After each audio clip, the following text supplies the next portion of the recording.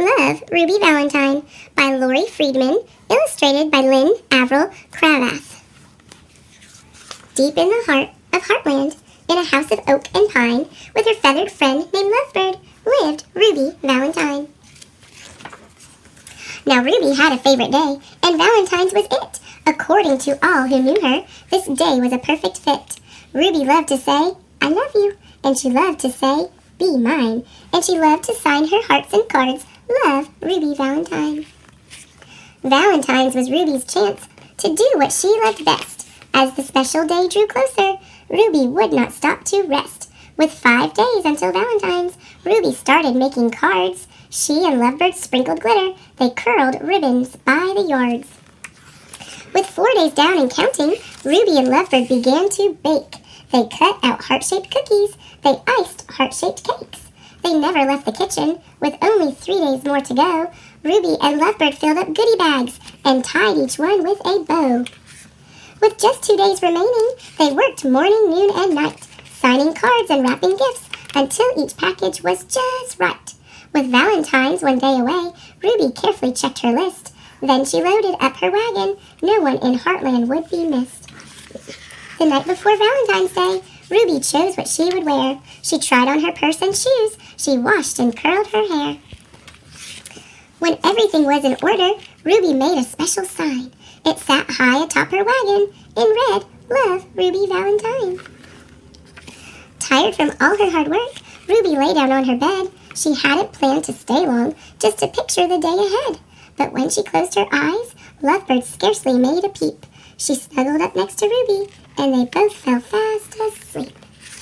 They slept right through the morning and on into afternoon. They slept right past the evening. They never saw the moon. And when they finally awoke, Ruby saw with dread the date. That was when she realized she was very, very late. "I can't believe I missed Valentine's. Now I'll have to wait a year to tell everyone I love them." Ruby wiped away a tear. She slowly picked up cards and started putting gifts away.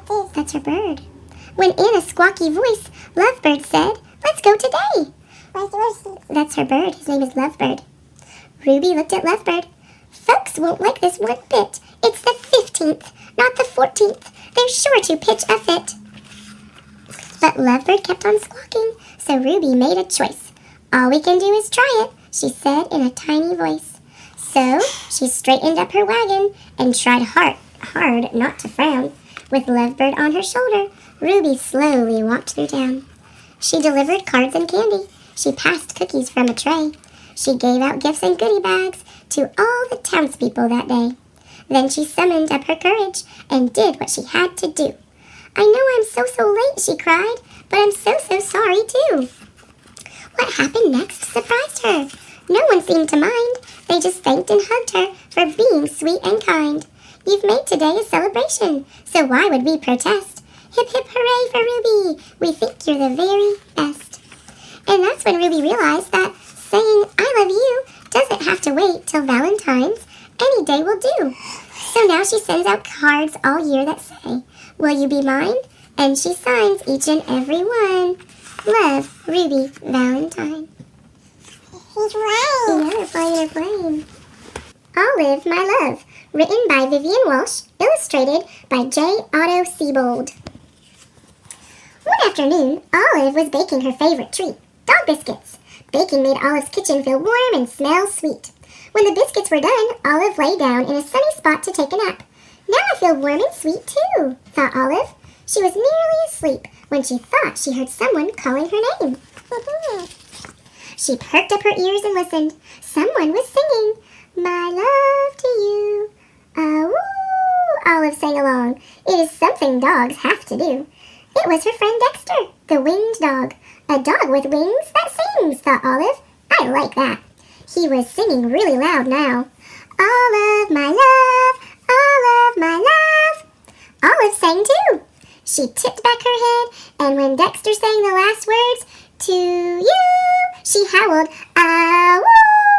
The song was interrupted by a thump. Olive jumped up. The fur on her back jumped up too. On Olive's doorstep was the biggest heart she had ever seen. You dropped all of your love, Olive called out. But it was too late. Dexter had already flown away. I'd better return it, thought Olive. She filled a sack with fresh biscuits. When you're going on an adventure, it's good to pack a snack. Olive hadn't gone far when she heard these 4 words. Stop! No! Don't go! Olive stopped. Stand clear of the rut, instructed a squirrel. Just then, down the rut rolled a nut. The squirrel headed up to show Olive. Now I can say hello. Hello, my name is Handler. I have more nuts than any other squirrel on the hill. They fall off the tree, roll into my rut, and that's a one-way trip to where I want them to be. I don't have to go gather nuts. Nuts come to me. And I'm so pleased to meet you. The squirrel could talk really fast. What do you do with so many nuts? Asked Olive. I count them. 1, 2, 3, 4, 5, 6. Phew! Sometimes it takes all day to count them, said Handler. Want to help? I'd love to stay and count with you, said Olive, but I have to return this heart. Oh, let me count that one for you. 1. You have 1 heart, said Handler. Looking very pleased with himself, he picked up a bunch of nuts and hugged them. This is Dexter's heart, said Olive. He lost it. Oh, said Handler, letting a few nuts fall from his grip. You'd better return that. To you, I say, good luck and goodbye. Olive pushed the heart. Olive pulled the heart. This was hard work. Olive was tired. She decided it was time to reward herself with a treat. As she chewed on her biscuit, she heard a voice say, 8, 9, and 10. It was Handler. Olive had hardly moved. Dexter's heart was really big. Handler, do you know a horse or a mule who lives nearby? Some kind of animal that can carry something big, said Olive. An elephant would be good. Handler didn't like counting nuts anymore. He felt like helping Olive. We could take my car, said Handler. Which way? Asked Handler. Ruff, said Olive, sniffing the air. Olive pointed the way. It's something dogs can do. Olive likes to ride in cars. She loved to sit by the window. They drove up the hill. Olive could see Dexter's house. It's just on the other side of that cliff, Handler said. Cliff? What's this? The heart is flying. Olive yelped. Down. Stop! No! Handler, don't go! Handler hit the brakes. The car jerked to a stop. The heart, not knowing any better, kept going. It shot forward toward the cliff, and then it froze in mid-air. It was caught in some kind of net. What is that in my web? Asked a spider. It's Dexter's heart, said Olive. He lost it. Oh, said the spider. You'd better return that. We're trying to, said Handler. Can we drive there? Impossible. No car can make it across the steep ravine. Even Dexter can't drive to his house. He flies. I wonder if I can help. My name is Weaver. Weaver began to wind silk thread around some branches. Weaving helps me think, she explained. She made a hammock. Swinging in a hammock helps me to think, too. Olive thought for a while, and then she said, a treat helps me think. She opened her sack of biscuits. Handler had brought some treats, too. Would anyone like a nut chew? Asked the squirrel. Oh, achoo, said the spider, sneezing. I'm allergic to nut chews. Would either of you like a fly wing? Oddly enough, both Olive and Handler were allergic to fly wings. Fly wing, said Weaver. That's it! Flying! She turned her hammock over and stretched it back. A slingshot can cabolt you over the ravine. You can fly to Dexter's house. Only a very brave dog could do that, said Handler. Olive looked at the heart and thought about her friend Dexter, the dog with wings that sings. Olive was a brave dog. 1, 2, off she flew! There she goes. Thump! Dexter opened his door and saw a huge heart lying there. I've brought your heart back, said Olive. My heart? Asked Dexter. You lost it. You were singing All of My Love, said Olive. I didn't lose my heart, Olive. I gave it to you, said Dexter. Didn't you get my note? Note? Nope. Olive was confused. She was staring at a piece of paper stuck on Dexter's wing. It was the note. Dexter sang the words that he had written there. For Olive, my love, all of my love, yours, Dexter. The heart is a gift for me? Asked Olive. For you, sang a voice. It was Handler. We tagged along, said Weaver. We're still attached. She held up the strands that connected them to the heart. Dexter helped Olive open the heart.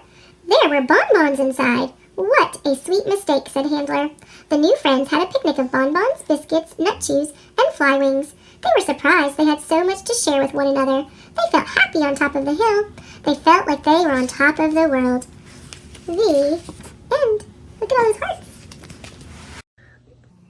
Thanks for watching. Click subscribe.